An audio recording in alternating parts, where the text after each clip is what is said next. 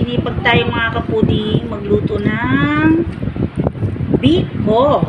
So ayan mga kapuding, bibigyan ko na si Doktora. Ayaw niyo magpakita.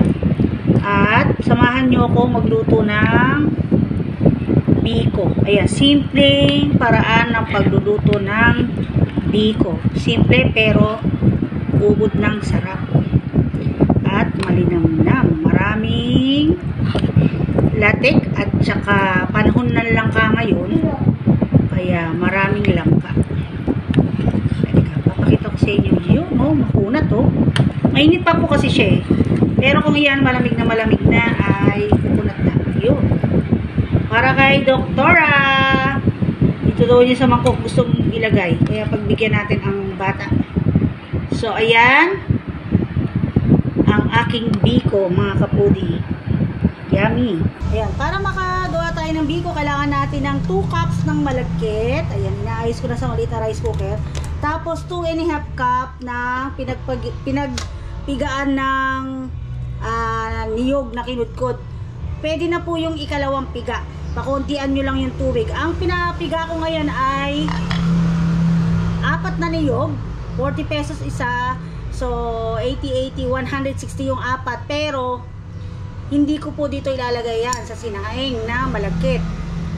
Yung 4 na gata ay gagawin kong latik para pan-toppings natin sa biko.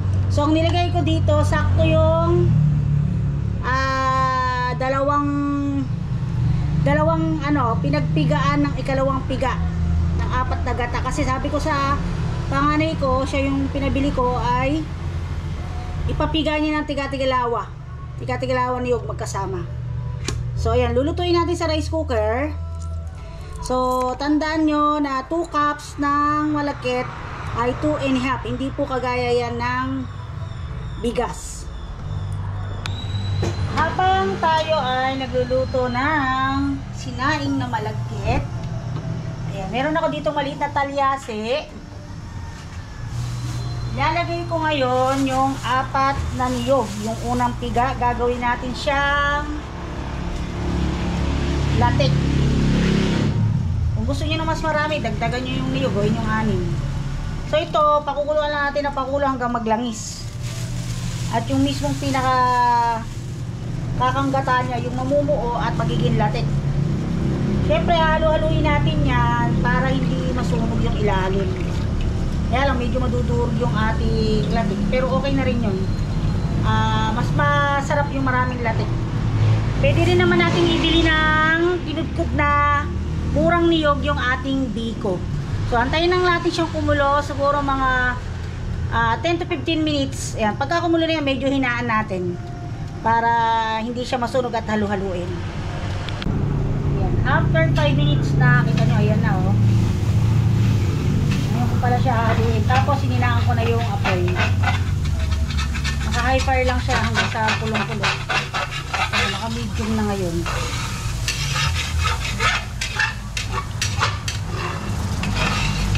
Hindi po talaga pwedeng hindi haluin. Maninipit po. Tapos aangi o mag-aamoy sunog yung ilalim. Pasensya na kung medyo masakit sa tenga yung sunog ng ating sandok.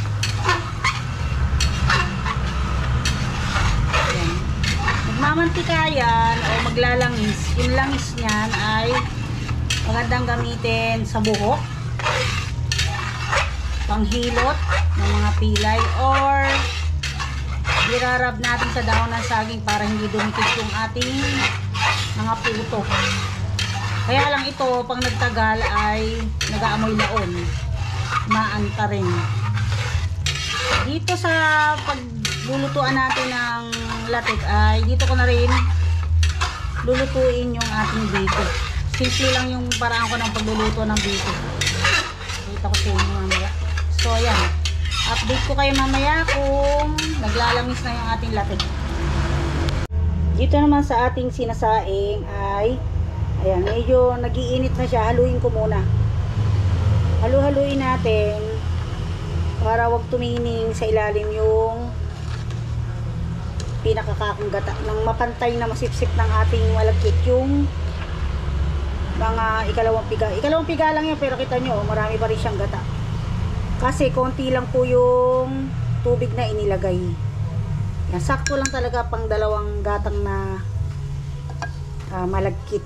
So yung ginatang ko dyan ay yung mag na medyo malaki. So tinanggal ko muna yung saksak ng rice cooker nung hinalo ko ngayon, kinabit ko. Natatakot ako kuryente, pero wala naman siyang kuryente, kaya lang minsan, di ba, hindi natin maiiwasan. So balikan namin natin mamaya yan pagka naluto na. After 5 minutes uli, ayan na. Medium fire lang. Kung gusto niyo ng ganyan lang yung latik, pwede. Pero yung ganyan latik, masarap po sa suman na yung may sauce. Suman sa liliya po ba yun? Suman sa yung may sauce na nakalimutan ko na po yun. Naglag ako ng dati. Kaya nantay lang natin itong mag-brown. Medium heat.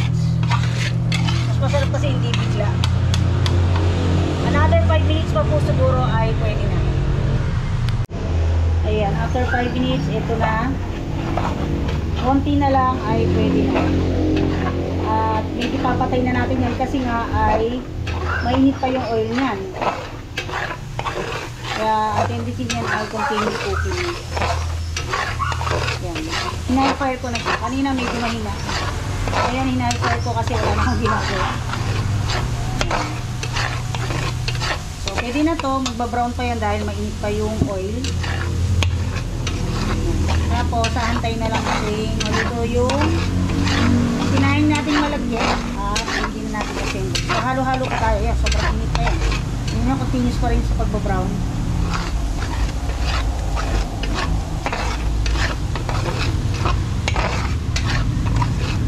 Kaya kung ganyan ninyo papatayin yan, yung apoy, susunod na yan. Tama lang na kanina ay pinatay natin. Saka ganyan yung kasarapan ng latik. Medyo golden brown. Hindi masulog. Kasi may natural na rin naman yung sugar, kaya medyo namis-tamis, makunat-kunat. So yan, ready na yan. Set aside muna natin. Ayan, ito ilalagay nating langka mga kapudi. Minitamisan ko na yan sa brown sugar. Ikakat ko pa yan ng gunting. Kasi medyo makakapal yan. Bigay lang ng biyanan ko yan. Dahil nga may puno ng langka yung kapatid ng biyanan kong babae. So nagbigay siya ng hinog na at nahimay na. Minitamisan ko. Tapos, ito na yung ating ano ba tawag dito? Kalimutan ko tuloy yung latik. So meron ako ditong strainer at saka yung top, dahil doon natin itatabi yung extra oil, coconut oil ng ating latik. Magtitira tayo dito sa kawali ng konti para hindi dumikit pag nilagay natin yung ating buko o yung malagkit na sinain. Yan, sarap niyan. Dito mga kaputi sa kawali na pinaglutuan natin ng latik ay naglagay ako ng 1/4 kilo ng asukal dahil itong ating langka ay meron na yan na 1/8 cup ng brown sugar, as in brown sugar talaga. So ayun, ihahalo muna natin. Ganyan yung pinakasimple kong gagawin para hindi masyadong malamog yung ating malagkit. Depende pa rin yun sa pagkakasain kung maganda. Tapos ang ating langaw.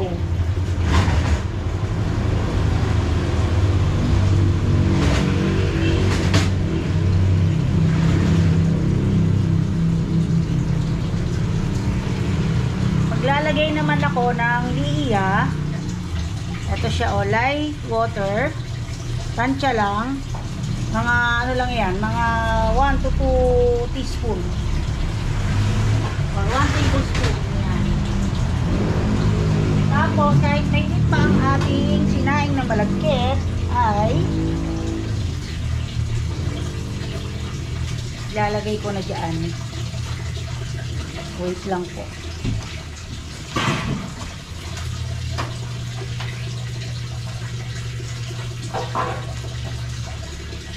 Lahat.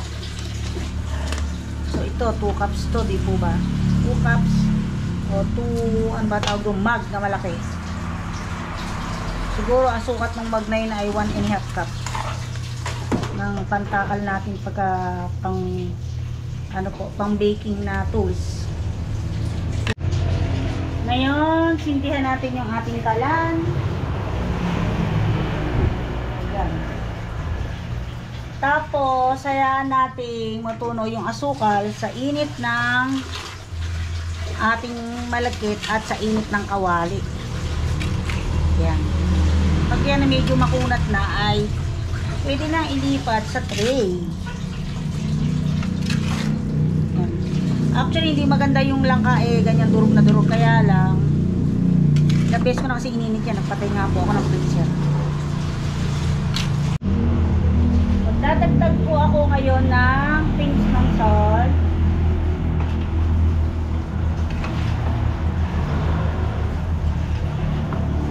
Matamis na siya pero nag-add lang ako ng konti. Kasi alam mo naman tatanda, gusto ng matamis na matamis. Nasa inyo yung adjust ng tamis na gusto ninyo. Kasi matamis na nga po yung langka. Mag-add tayo ng konting oil ng ating latik. Tapos medyo high fire po siya. At diretso halo lang po tayo. Hanggang sa medyo kumunat. Ano? Hantay lang natin siyang parang kukunat. At pwede na. Pwede rin naman na tunawin ninyo yung asukal sa mainit na kawali at saka nyo ilagay yung biko. Kaya lang yung sa akin kasi since mainit pa yung ating malagkit, matutunaw na rin siya agad. Ayan o. At nakatulong pa yung ating langka para kita nyo may mga thread. Sarap pa kuha na ako kay Mark Dennis ng dahon para namnamin natin ang sarap ng biko sa dahon ng saging, mabango.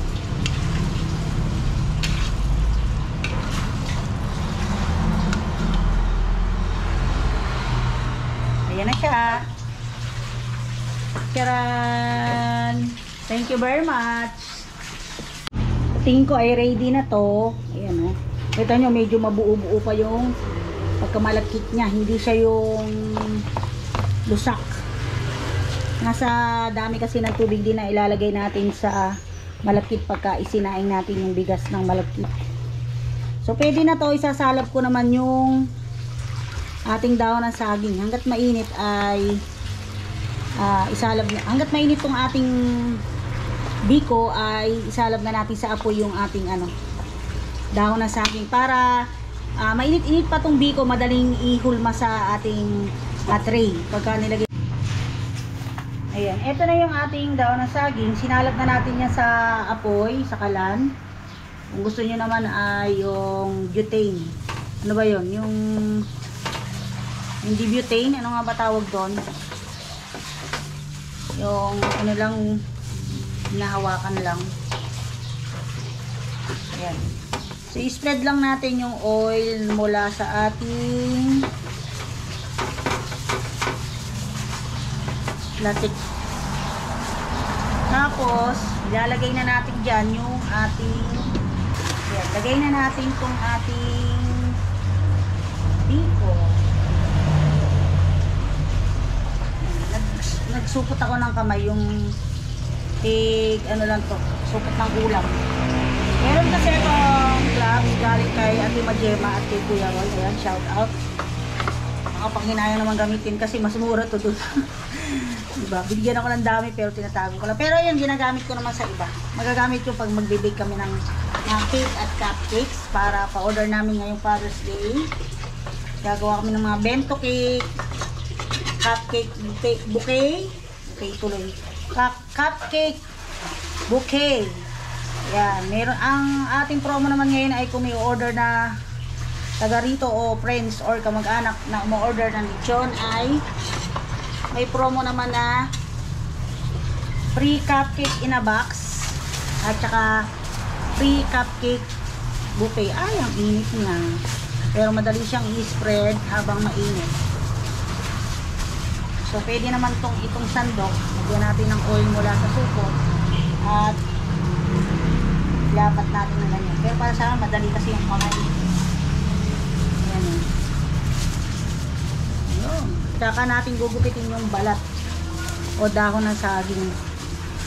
Ang bango kasi niya pag may dahon ng saging. Talagang mapipil mo na po ito. Masarap to sa may kinudkud na niyog. Na murang niyog. Doon mo sasawsaw.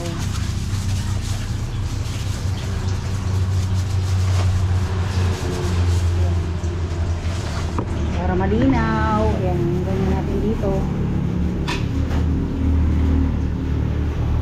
Sarap nito. Daming langka, oh. Halos na-spread yung buong langka sa ating, yan. Mamaya natin yan ikakat pag malamig na. Pero, lagyan na natin siya ng latex. Yan. Nakakadilim ata ako. Ba natin ng konti para kitang-kita. Yun. Yaman natin sa latex. Tapunin natin ilalim dahil may oil pa yan, oh. Yan. Bago tayo malubat, i-spread na natin. Namuo pa siya, oh. Durugin lang natin. Ikot natin yung strainer dahil may extra oil pa yan. Sarap yan. Kapag gustong mag-vlog ng ganyan mga kaputi, kaya lang timing lang talaga. Tapos ngayon, medyo marami tayong langka. Kaya, kung bibili kasi, ang mahal-mahal, konti pa. Yan, shoutout kay Tita Seni Piron. At sa aking biyan ng maganda. Seni Patawaran pala. Dahil sa kanyang langka. Lagi nila akong bigyan ng langka.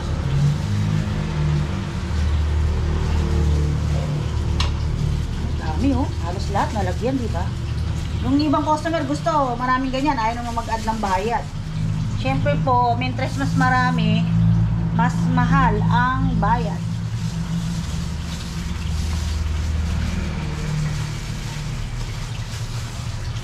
Yun, dami. Sarap. Yan, mamaya natin yan ikakat. Palalamigin natin yan sa loob ng mga 3 to 4 hours. Kasi pagka yan ikinat natin ng ganyan, malagkit pa siya. Pagka malamig na yan, kukunat na yan lalo. Mamaya ikakat ko itong mga dahon. So yan mga kapudi, ang paraan ko ng paggawa ng simpleng biko pero mayaman sa lapik. Yan, nakabaon na yung iba. Yan, mamaya pakita ko sa inyo mga kapudi pag kinain natin yung biko na mayaman sa latik at langka. So ayan, sana po may natutunan kayo sa paggawa ng ating biko. Simpleng-simple at napakadali at hindi na kayo mahihirapang maghalo ng maghalo. 5 to 10 minutes lang ay ready to serve na. Yung 5 to 10 minutes po ay yung pong paghahalo. O ba? Yun po yung sinasabi ko. Pag kasi yung cooking time medyo abutin ko siguro ay ng 1 hour. 1 hour to 2 hours. Depende pa sa tagal ng pagkilos. Ayan. Ready na.